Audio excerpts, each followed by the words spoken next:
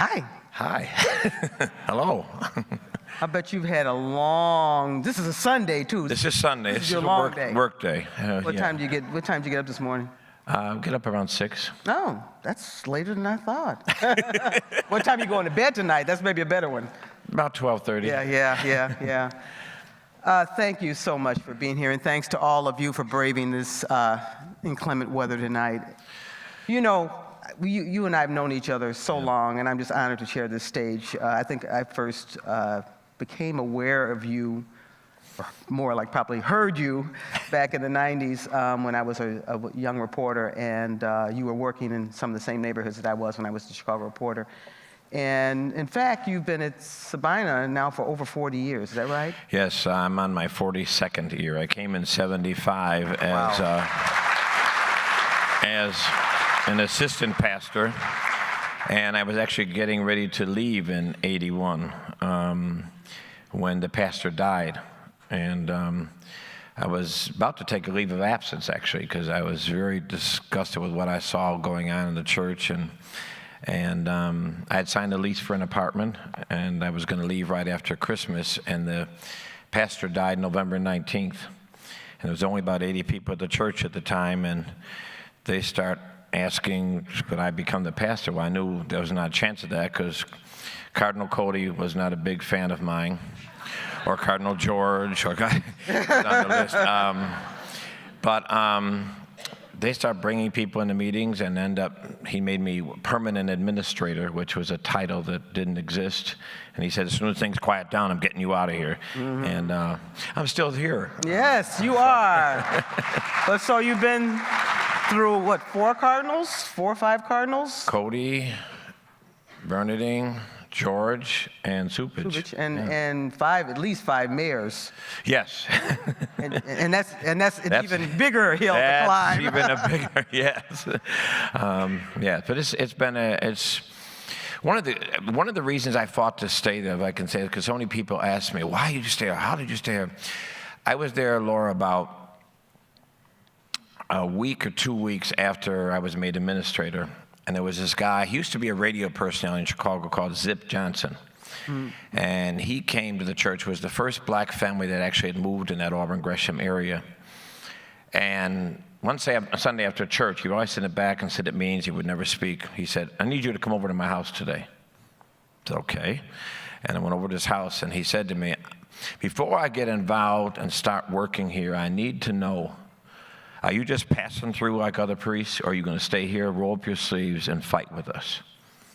And I said to them, I said at our next parish council meeting, I will be here as long as you want me to be here, and I will fight to stay here until you tell me it's time to go. I'm out of here. And that was they've asked me to continue. And I always go back to the church on a regular basis. Say I can go, someplace else, but. So there's the longevity in neighborhoods, particularly that have had such flight and abandonment. I think it's helped us to be able to do what we're doing there. I was talking to a friend last night who had his children in Catholic school in the south suburbs, and he said that his son had been through 3 different Catholic schools in 4 years, and 10 years ago.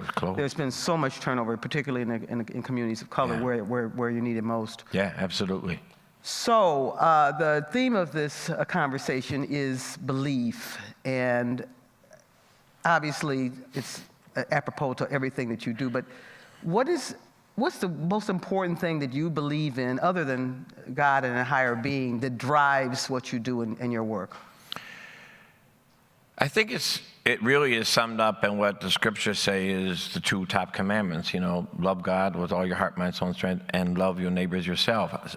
I believe in God, yes, and that's my 2 most important parts of the day is when I get up in the morning and my time with God alone, and at the end of the night, when I look in the mirror and I brush my teeth and wash my face and say, can I look at myself and how I lived today and what I did I do it right? How would I mess up? I'm sorry.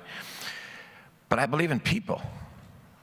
I really believe in people. I believe in the goodness of people, even when they're crazy. I believe in this, there's something in all of us that wants right. Sometimes that gets hidden and tucked away and buried. But I believe in, and I have no question and no doubt that it's justice will come about, and righteousness will come about. Love is more powerful than hate. Peace is more powerful than, but I believe those things with all my heart. So even when I get discouraged and get disgusted, you know, I remember I'm just here for a moment. And when I get really discouraged, I go over to the school. And I sit in the kindergarten, and I sit in first grade, and I see these children with all their bright-eyed ideas, and they're excited, and they're laughing. And it does two things to me. It encourages me. But the other thing it does, it makes me fight harder, because they deserve to fulfill the dreams they have. We need to create a society where the children can be what they want to be. Well, that's got to be particularly challenging in your community, because you've seen so much violence against some of those same children. Yeah. And young people who just have no hope. And what do you say? It's easy for us to sit here in this nice, comfortable room in downtown Chicago and talk about helping folks. But what do you say to these, we were talking backstage about how young men come to your door late at night just looking for a sandwich, just looking for someplace to sleep. They have nowhere to go, they have no home, they have no money. What do you say to them to give them hope? Well, I try to let them know you're not alone. We're here with you. Saint Sabina is with you. We're going to fight for you. We're going to try to even this unequal playing field. We're going to be here for you. We care about you. We're not just some social service agency just trying to give you food next. And we care about you. We love you. We're here for you. And that we will fight. Some people all the time ask, why do you fight all these issues in society? I announced at church today we're doing a protest later on this week. And they said, why are you doing all this stuff? Because it is our job as church, I believe, to change the playing field and make it right. It's not just to have church on Sunday. I tell our people all the time, what we do in the sanctuary on Sunday does not make us Christian. It's what we do when we go out of here because we were here. That's what gives us credibility. So I tell them we're here for you. We help them as much as we can. I always say it's two things. It's the charity. So if you're hungry, I'm going to try to get you some food. You need a place to stay, I'm going to try to find you a place to stay. If you need some clothes, I'm going to get you some clothes. We're going to help you get a job. We're going to help you. It's the charity stuff, but then it's the justice stuff. We got to change the society that makes you hungry and naked and on the street and no place to go. We have to change that society. And if we don't, all we're doing is patching up people broken at the end. Violence is something that you've been fighting your whole career, your whole life, and you've had personal experience with it, not just in terms of the folks that come to your door, but your own son, your own adopted son was killed. Right. Where are we with the violence? It just seems like Chicago we're falling further and further behind. I'm sure, I remember back in the 70s and 80s when you were working on this issue, and the violence was tame compared to, in terms of especially the gun violence. So what are we doing wrong? I think one thing is you look at the 10 to 12 communities of the 77 neighborhoods in Chicago where there's most violence, and you are going to see the same thread. Double-digit unemployment, most incarcerated coming back with $20 in a bus card and say, make it. Underfunded and underperforming schools. What we just saw in the paper, 2 months ago, 1 out of 4 African-American children are in failing schools. You see most foreclosures and abandoned buildings, lack of businesses, lack of mental health. When I have people that don't have insurance that are a good job to need mental health and need a counselor, and I call Stroger, and it's 5 to 6 weeks to get a half-hour appointment. So we have all this situation of all these most here, and then we wonder, why is the violence like it is? I mean, if you put 2 lions in a cage and you don't feed them, one's going to kill the other and a survival of the fittest. If you cage in whole communities with no jobs, no opportunities, no options, no good schools, lack of housing, we're going to find the survival of the fittest. And we see that happening before us. We've got to equal the playing field. And how do we do that? I mean, you're talking about hundreds of thousands of people in Chicago who are in need. You're talking about neighborhoods, as you say, that have been deprived for 50 years or more. And you know, a lot of well-meaning people would say, where's the money going to come from for all that? Well, let me say two things in that. We're working with 50 guys now 62 for the last year, who all the statistics said they were going to be incarcerated or shot in the next 2 to 4 years, and no jobs, no school, records, felonies, ankle bracelets, whole 9 yards. 44 of those are now in 1 year working full-time jobs. We spent $6,000 with surrounding safe services for them. If they got incarcerated, it's 40-some thousand. If they get shot, it's 130,000. We're saving money. In terms of the cost to society. Of caring for young men and helping them get back on their feet. So one is we got to spend money in the right way, and let's stop building prisons, and let's build schools, and let's build opportunities, let's build workforces, let's build housing, let's do the right things for them, number one. But number two, we've got to target communities. You know, I love Barack Obama, but I disagree with him from the beginning. He said we just got to have the rising tide. Well, if you're already underwater, you don't need a rising tide. So you're already drowning. You're drowning, right. What I've said is when we have businesses coming into Chicago, with whatever tax breaks and all the other things we're rolling off, God only knows what we promise Amazon. I'm scared to think what we promise Amazon. They probably have 12 blocks they can have to do what they want. But while we're doing that, tell them we need you to target these 12 communities in the west and the south side to help with employment, put a satellite out there, bring a business in there. I'm going to share something with you that I probably shouldn't, but you know, I'm not very filtered. When we were trying to get Walgreens on 79th and Racine, and we were fighting. For 2 years, they agreed to do it. We were all set. We were like a month away from groundbreaking. And they said, well, we don't think we're able to do it. It's too much violence. We're going to have to pull out, and we're going to have to. I said, what? We've been working on this for 2 years, and a month before you're pulling out? So Terry Peterson was the mayor at the Alderman at the time. We went to Mayor Daley and said, listen, you got to help us. They're pulling out. We've been doing all this work. He has a meeting at his office with Walgreens and us. He said, what's happened? How come this is happening? Well, we're concerned about the violence, and as only Rich Daley could do. Well, I know there's some other places you're trying to build Walgreens in Chicago.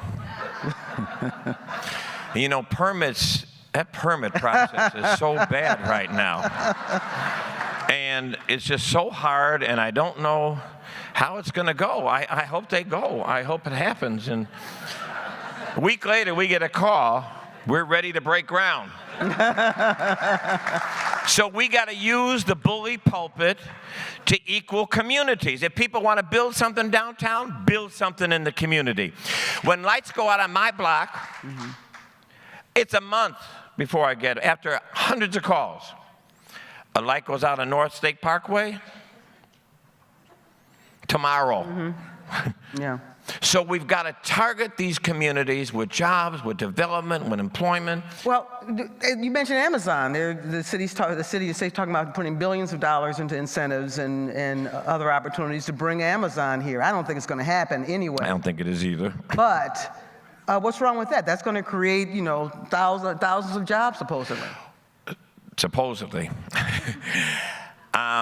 I wanted to know, when they asked me would I be on this committee of 200, whatever they were doing, I said I wanted to know in detail what Amazon was offered and how it would affect the south and the west side.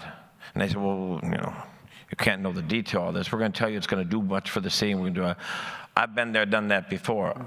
I want to see in writing what it's going to do. I want concrete commitment, because otherwise, you know, we've seen all these corporations come in with another announcement. This one's coming in, this one's coming in, but nothing's changing in the neighborhoods that need it the most. And what you're talking about is more than just giving somebody a job, too, right? I mean, No, yeah, it is. It's even if that were to happen, that right. wouldn't be enough. We will, with these 50 guys we took on, we provided the safety net, the support group, the counseling, the father images, the mentoring image. We'll do all that.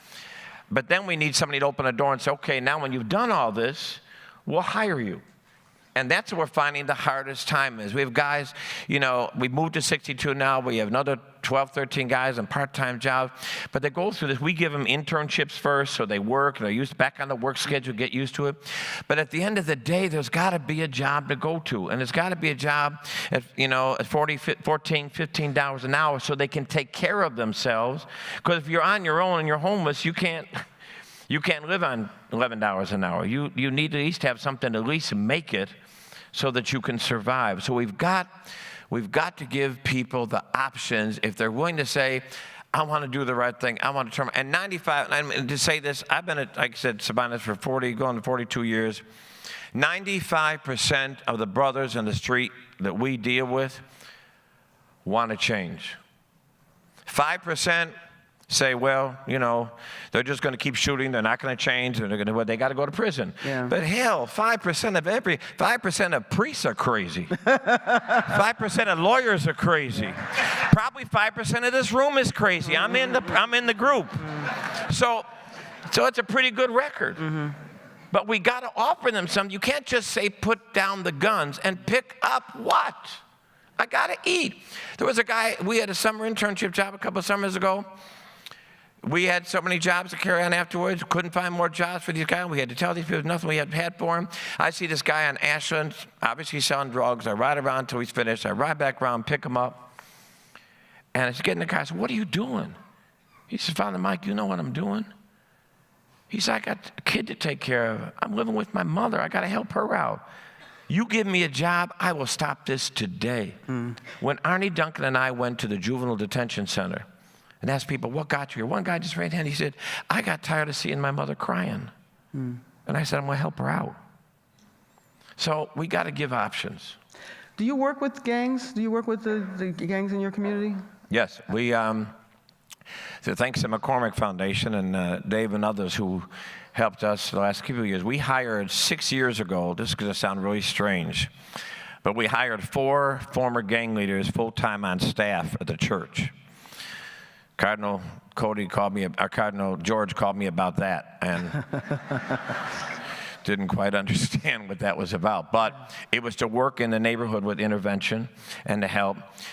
7 years ago, we started our Peace League with 4 main gangs in the neighborhood, BDs, GDs, Stones, and this group called Killer Ward, all turfing, fighting, beef in the streets. We hired them then. We brought them together for basketball. One night, we're out walking in one of the places in one of the gangs groups' territory. And I said to them, I said, you know what?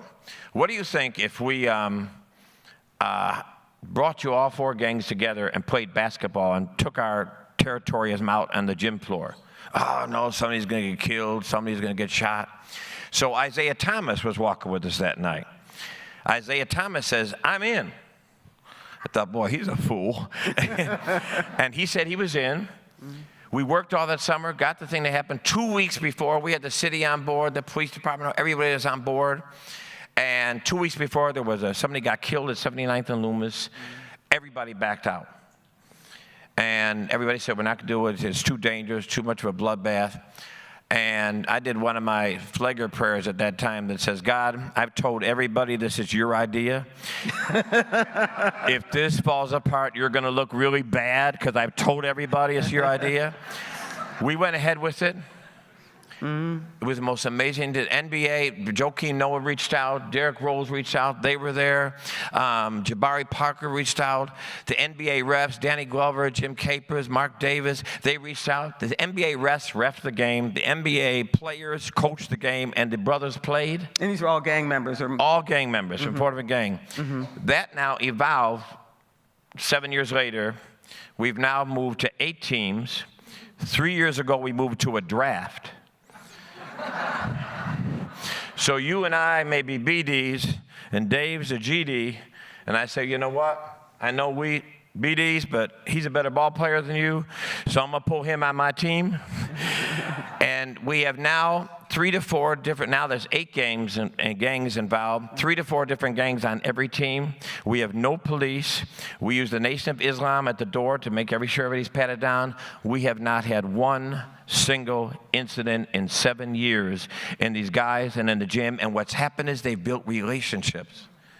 Now I see you on the street and I say, well, you know, we play ball together, give you a pass. So that's how we've been able to bring the violence down in our area. That's saved lives. It's absolutely saved lives. Absolutely. Now you mentioned the Nation of Islam, and one of your closest allies, and I think you've said he's your closest advisor, is Louis Farrakhan. Yes. Some people might think that's controversial, even for a controversial priest like you. Talk about that relationship and why it's been so important to your work. Well, here's what's important. One of my heroes, was Rob Marx in civil rights movement, Jack Egan. Martin Luther King. Right, Martin Luther King. He's the one that really mentored me, and blame him for what I am today. But my thing is that whether you're a Christian, a Jew, or a Muslim, all the holy books, the Bible, the Torah, the Quran, have common threads. And the common threads are justice, love of people, respect of people, brotherhood and sisterhood, truth. Those are the threads in all of those holy books. So why can't we join together on what we believe? We don't have to agree with everything. My God. The Christian church, how many denominations are there in Christianity? They fight with each other. Evangelicals used to tell me, because I was Catholic, I'm going to hell. Now I wonder about the evangelicals going to hell with the last presidential election. But that's another question. But let's not focus on our differences. Let's come together. And people say, well, Farrakhan hates white people. Hello? I've spoken at the mosque. I've been at Savior's Day. I've been, and was at the Million Man March on the program. He's spoken at Saint Sabina. In fact, the first sermon he ever gave at Saint Sabina was praising Jesus Christ, my Lord and my Savior. And let's come where we agree. Do I agree with everything everybody else says? No, I don't agree with everything I say most of the time. But let's draw together. Let's stop this nonsense of, well, they're Jews and they're Muslims and they're Catholics and they're Baptists and they're Church of God in Christ and they're Lutheran. Shut up. Religion, in my mind, is like cars. You get in a car to go somewhere.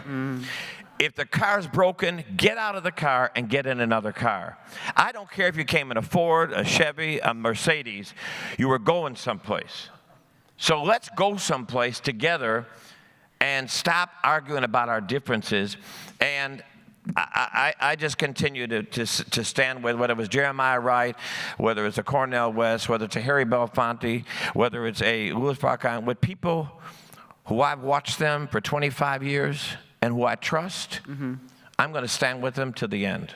And you can fight me, you can call everything you want to, and I've been called everything. But those are people I trust with their integrity, and I will stand and defend them any day, any place. I'm loyal. Admirable philosophy. More people need to believe that.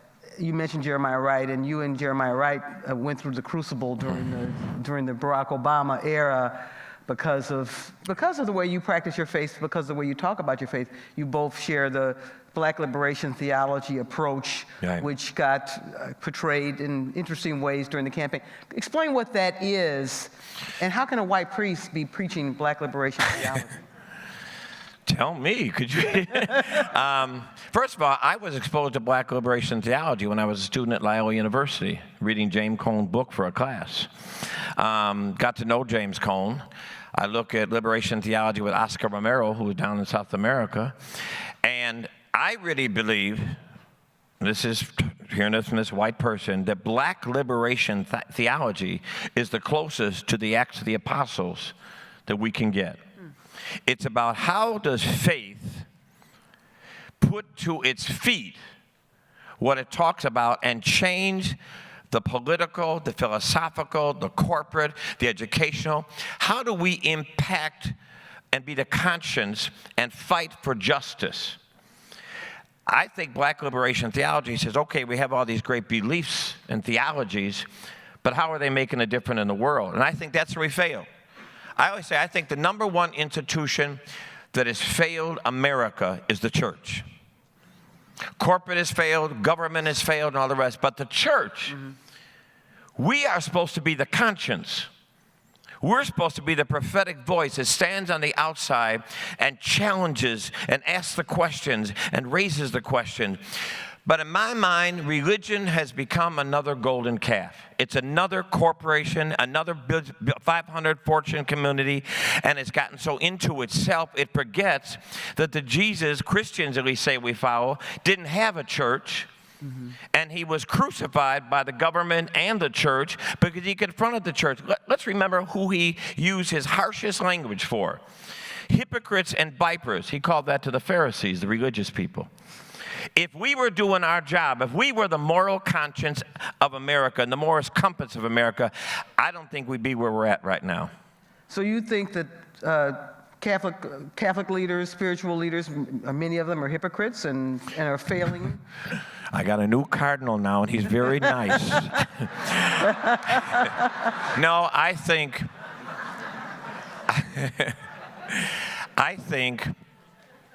that priests, bishops, cardinals, Christians have been sometimes very hypocritical and have sometimes been very phony. I love Pope Francis. And I think Pope Francis, and look what's happening. There's a whole group of conservative bishops and cardinals that are calling him a heretic right now.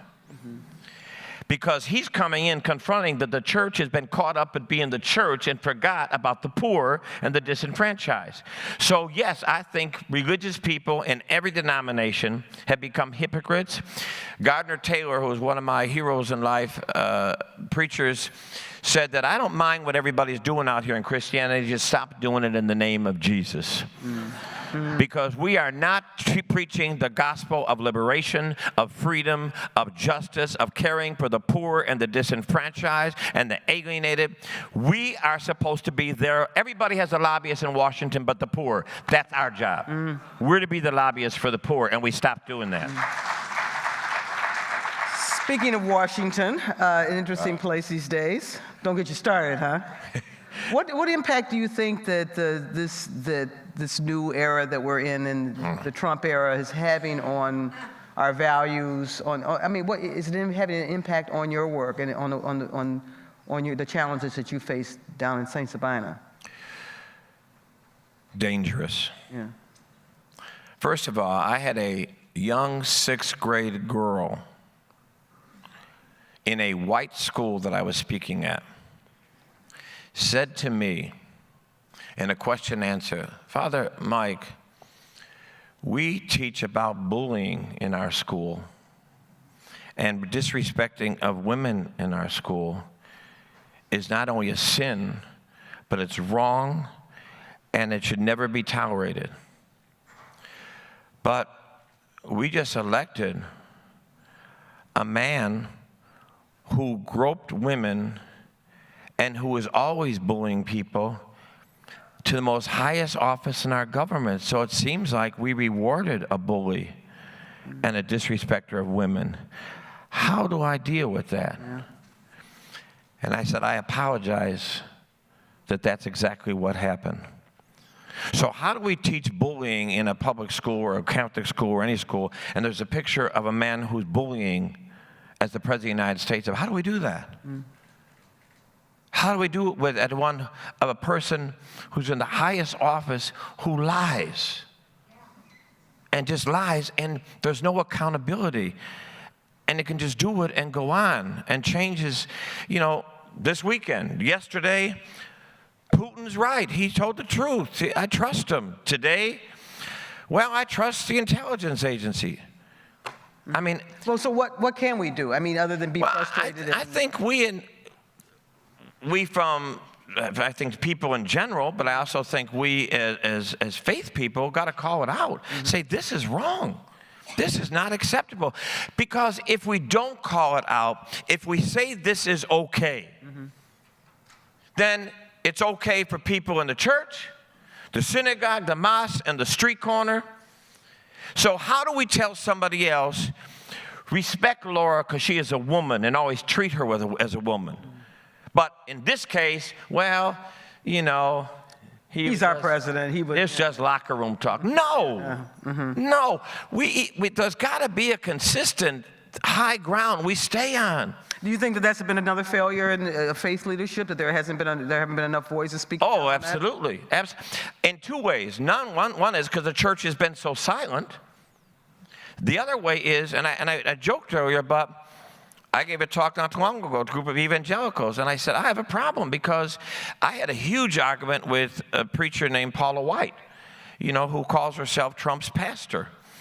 And I said, are you confronting? You got up today at something I was at, and she said, I believe without a question or doubt that God has placed Donald Trump here at this time. He's a messenger for God.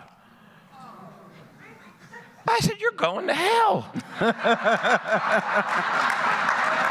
How do you say that? Yeah. And justify that?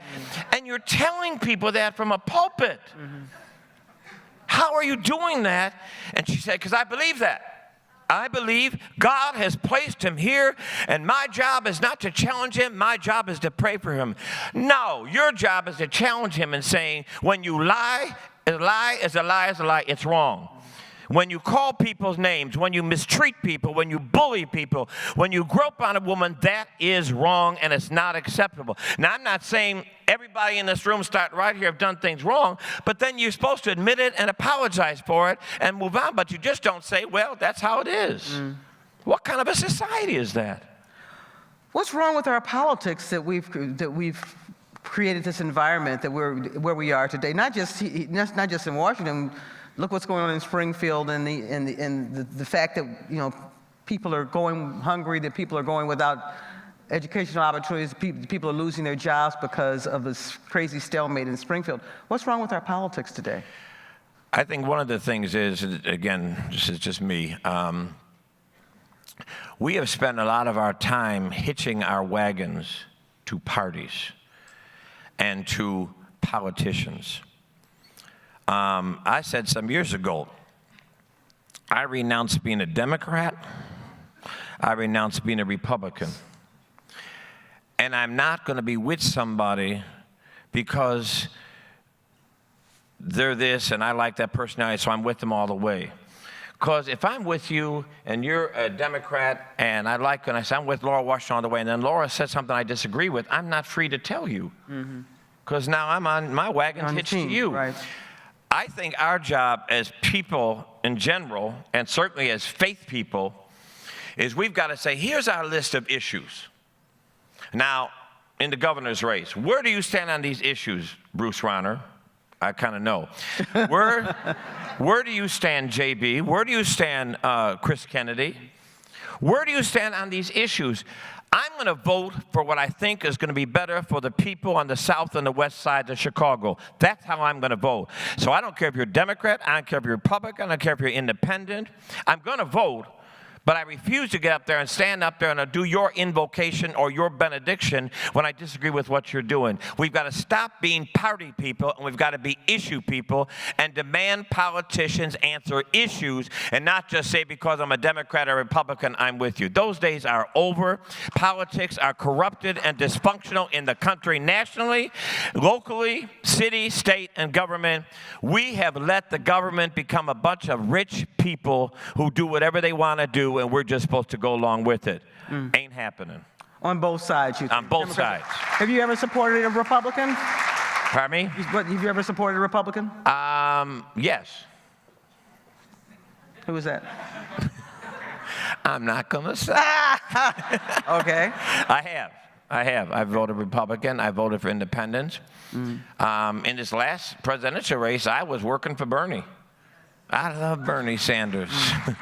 But And I mean, I fell out of love with both Democrats and Republicans. So, I mean, but I think we got to go, what are the people?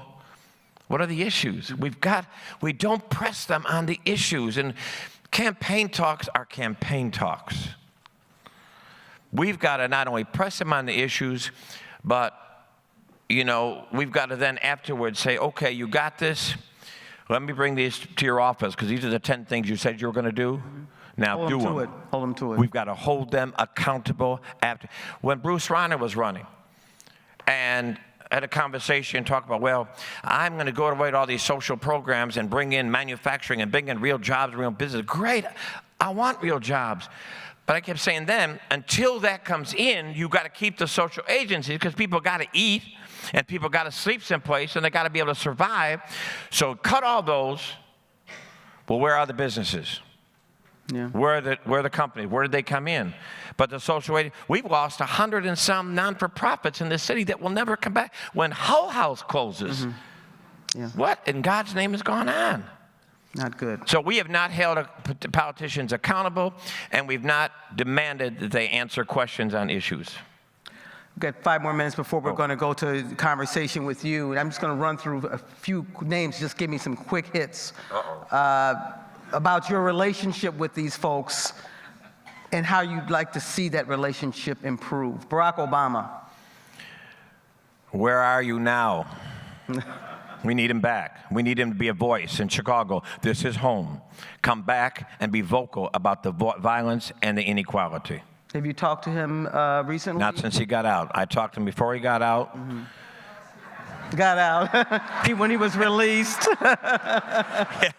Not since he is no longer the president. But no, he needs to be back in Chicago. First 4 years we were told, don't push him, wait to the second term. Second term, wait to the legacy. All right, you out of office now. Come back and say the hard things. And not just fly in and fly out like he did last week. Do some real work. It disturbs me that he has been in and out of Chicago a number of times, finding out over a number of things, including jury duty, but not talk about the violence. That's disturbing to me. And I love him. I love Michelle Moore. But why do you think he's not talking about it? You know him. Honest answer? Yes. Because he gave us Rahm. Because he gave, that was my next name, Rahm Emanuel. He gave us Rahm, and that means? Disappointment. He knows he's disappointed? Rahm is disappointment to me. Disappointed to you. Disappointment to you. Disappointment to me because Why? when I look in my community, it's worse off now than it was when he came in. And meaning what? I can worse off in more unemployment, more lack of businesses that have closed, more abandoned buildings. I can go in my neighborhood and look sometimes in Englewood and Auburn Gresham for blocks of barren land. And I come downtown and I'm constantly driving around new buildings and cranes and development. And that's great. Trust me, for everybody here who lives downtown, I love downtown. I just want to have Auburn Gresham downtown too. So it's been a disappointment to me. And I supported him. Pardon? Have you told him that? Yes. You were saying you supported I supported him in the first race, and I support him. I felt for it that he had learned and changed and was different, and the sweater worked and everything worked for me, and I supported him, and I'm disappointed. Cardinal Cupich. Love him. Love him. Because? Because I think he has the heart and the spirit of the Pope, and he's not afraid to say what he thinks. I have to say this because he's going to kill me if he ever gets back to him, but I know nobody will tell. This is just us in here. He got up in front of a group of priests and said, Saint Sabina's is a model church of what renewed the church is all about. It's a model. And I said, and after I said, hold up. I said, for 41 years, I was an idiot. And now you're calling it a model. I'm going bipolar. Give me a time to grow into this relationship. I'm having a breakdown right here. So He cares about the city. He got his hands in right away on the violence. He cares about the poor. He wants churches to be outside their doors. Love Cardinal Cupich. I would agree. All right, we're ready for, we have some mics in the room, and we're ready for questions. And here she comes down the aisle. Be nice. Hi. Thank you. It's a real honor to be in the whole room with you. My question is about community organizing. As I was listening, I was thinking back almost 40 years ago. A great organizer in Chicago was Marion Stamps, who organized the residents of Cabrini Green. Could you speak to women and promoting the organizing for self-realization, in addition to the leaders and the heroes, which I'm, not having a lot of faith in? Yes. First of all, the Women's National March after the Trump administration's inauguration, to me, was one of the most hopeful things I've seen across this country. I love it. And thank God for it. But I think what we need now is the continuance of it. Right now, the way the system is, both in federal, state, and local, a demonstration, a march, a protest, unless there's a follow-through and we stay at it, this thing is so strong and it's so mighty in keeping its way. And I think that the women, in my mind, should be the leaders of this. And I say that because I think the women have a commitment level and a passionate level that when men get disgusted and want to walk away, the women will stay at it. I know that from my church. So I would love to see a movement that we need, just what you said, community organizing. When I was on the west side of Chicago, I used to sit outside of the door of Black Panther meetings. And the reason was to listen, because when I looked on the west side where I was living, nobody was doing more to serve the people than the Black Panthers were. More than any churches or organizations, they were doing it. So I wanted to learn from them. Saul Alinsky, great organizer. We need organizing today, and it needs to come. Let me just end with this. With Trump being what he is and doing what he's doing, if we don't, as black and white and brown, men and women, young and old, rich and poor, if we don't unite now around issues of truth and justice and fairness and equality, if we miss this, we may never get a chance again. It's the time. It's the time to organize. Next question. Me? Yeah. I don't know. Is it me? Yeah. Hi. Hi. It's wonderful to be here. I'm French, and I read a few days ago a disturbing piece of news in a French Catholic daily. It was about American bishops. First news was the Arizona bishop had decided, or was contemplating deciding, that the label of no gun in the church would be removed in Arizona churches, number one. And then No guns in it. No, you're talking about the policy of no bringing guns into the church. that's right, you know the little label. Second news, apparently American bishops are gathering and thinking of a moral statement about the immorality of carrying automatic guns. Is there any root to this? So you're saying that the bishops are talking about policies that would allow people to carry automatic guns? They're opposing it. They're opposing it, carrying automatic guns and also bringing guns into the churches. Okay. Number one, I pushed back with Cardinal George to ban guns from all Archdiocesan buildings. He backed off from it. And he told me the reason he backed off from it, because when he brought it up at the priest meeting, priests told him some of them had concealed carry. Wow. And I said, that's enough reason right there to ban guns if some of your priests got guns. Number two, that we call ourselves people of faith. So if we say we trust God and I put our faith in God and believe that He's almighty, He's omnipotent, but just in case, what kind of witness do we give? What kind of witness do we give? So if the people in faith can't say, we're not going to have guns in here, we're not going to fall into this gun madness in America. The NRA has bought politicians, has bought Washington, D.C., has bought the presidential office through president after president after president, and they make us think guns make us safer when every statistic says guns do not make you safer. We have more suicides with guns than we've ever had in this country. We have to get to this point of saying, get away from this gun madness. Let's treat each other as human beings. Other countries don't have this gun obsession, and they don't have the violence we have. I've been saying for 15 years, let's just title a gun like a car. First of all, no automatic, no assault weapons. You don't use those for hunting. You use those for murder. They were created for war.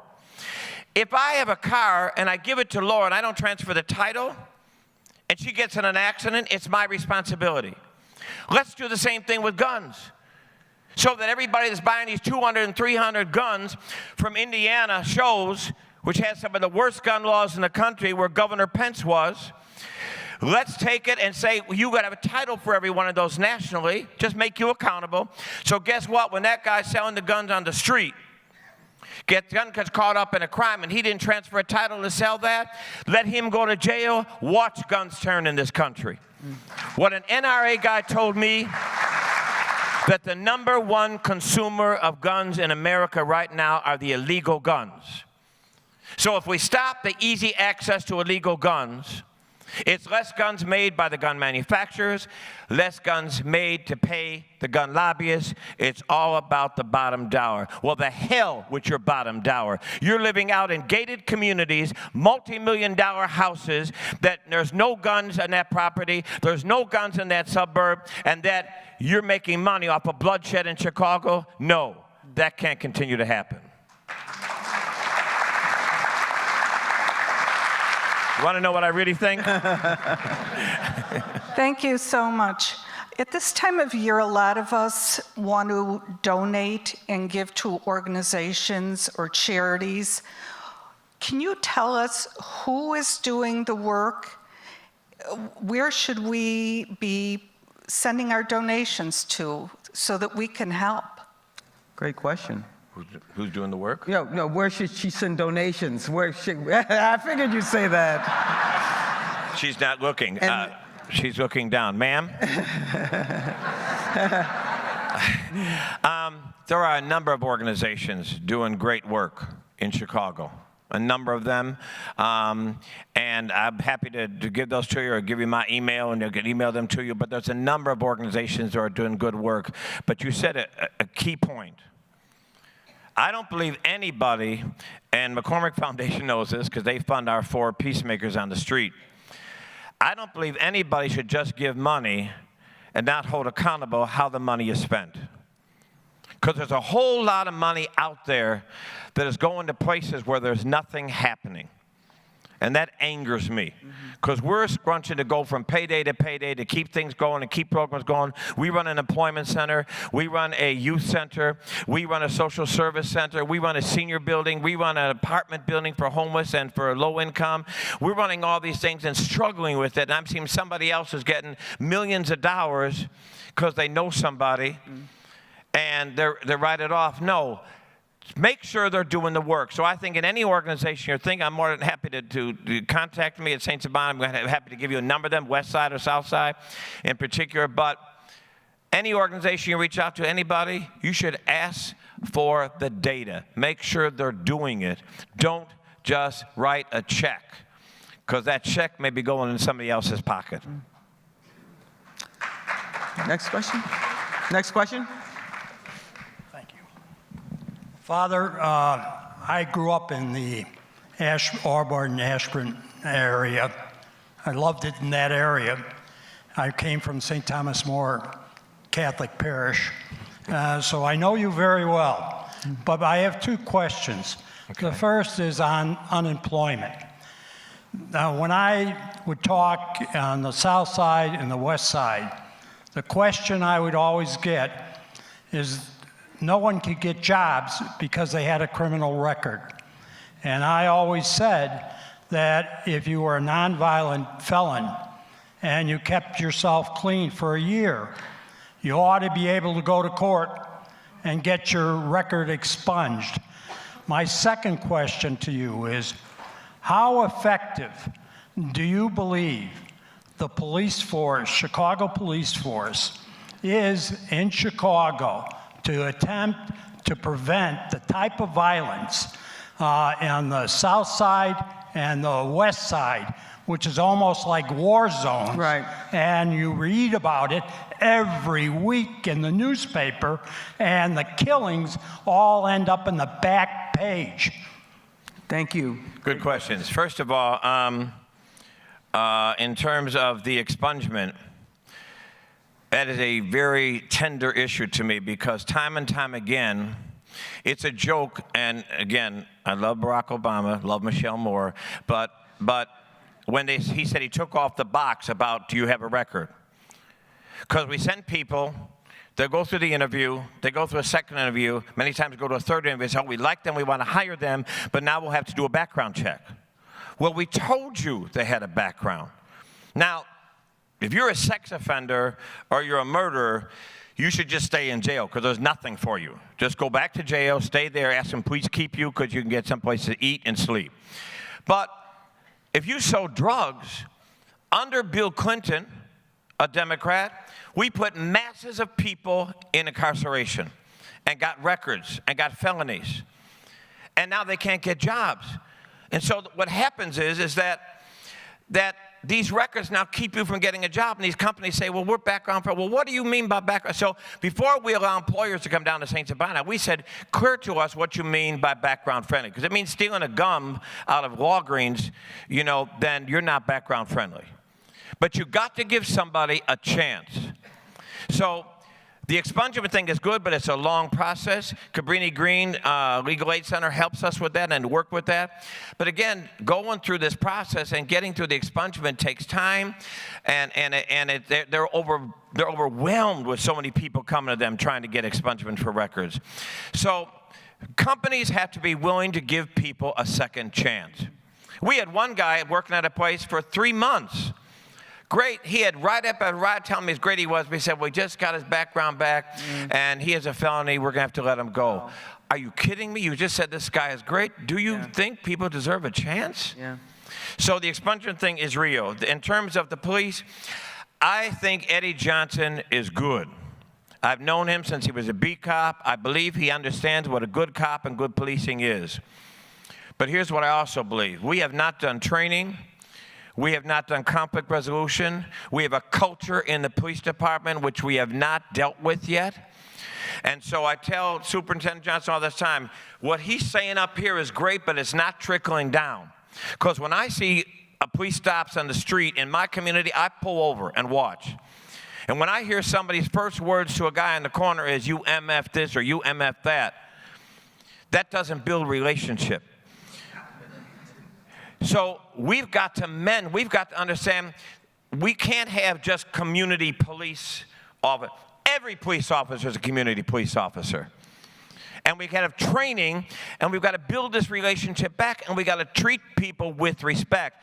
And last thing I'll say in that is, the other part of it is, and I blame the unions and of the police department, some of the other, we are never going to see a bridge built back from the community to police until police who kill people go to jail.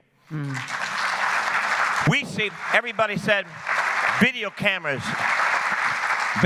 are not going to solve it. Well, we have seen video camera after video camera, and yet people get off.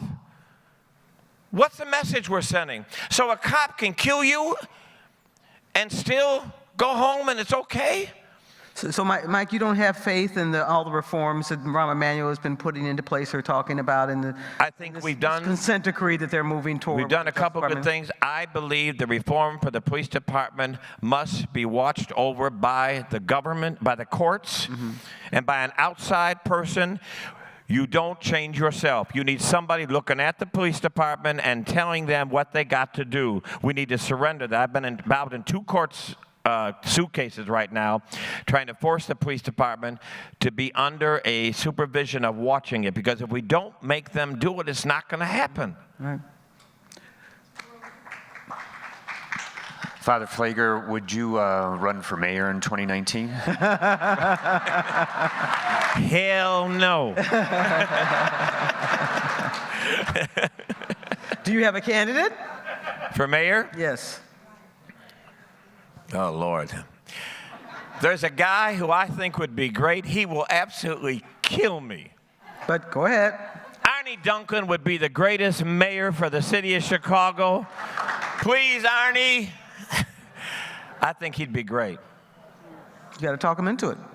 And we have time for just one last question. We're back over here. Okay. Well, I'm glad I'm the last one. Thank you, Father, for all the work that you've done in our communities. My question for you is, as a young African-American millennial, I live in a Woodlawn community, and I'm all for economic empowerment. I'm all for making the south side of Chicago and the west side of Chicago look beautiful as they do the north side.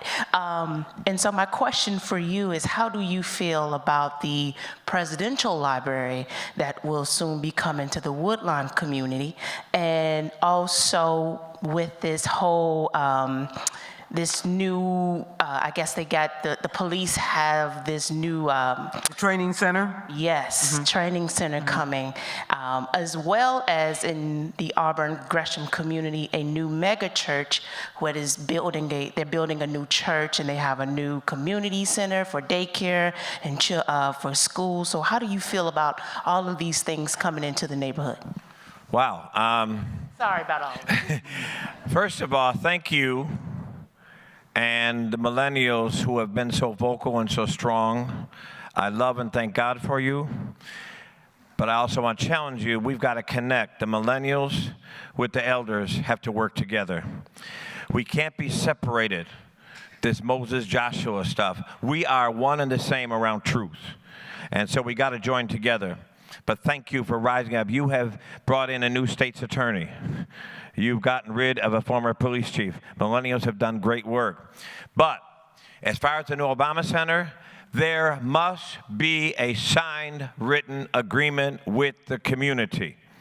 We are beyond the day, I think I said this earlier, of just trusting government to do the right thing, or trusting individuals to do the right thing. There must be an agreement that we agree with. I remember when they were first talking about trying to get the Obama Center here, and we were fighting on the street to get a trauma center at University of Chicago. And they said, well, we'll look at that down the line. And we made it very clear, if you try to break ground on the Obama Center without a trauma center, we will sit on the bulldozers, and you will not, unless you kill us, you're not going to build it. We have a trauma center opening at the University of Chicago, which we need. So there has to be a signed agreement with the community. So you're for a community benefits agreement? A benefits agreement has to be there of how the community is. I'm hearing about this golf course coming in, which is kind of a connection with it. And it's going to be this world-class golf course. Well, will people on the south side be able to afford to play there? You know, I mean, we've got to have some community benefits agreement. If that's not taking place, then it must be stopped. You know, and I'm still confused, and maybe somebody can explain to me later. I always thought the presidential library had the presidential papers, and then we said the presidential papers are not going to be there. And now it'd be a public library. I don't understand that. Yeah. But I think we've got to have those agreements, and I will stand with my brother Chance. I am not for spending $95 million on a new training academy when we're not doing the training we need to be doing right now in our present academy. Do we have time for one more? Or Okay.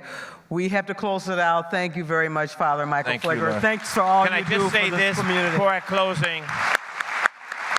Can I just say one last thing before I close? Laura Washington is one of the real reporters in this city who works with integrity and is consistent. Thank you, Laura, for being who you are.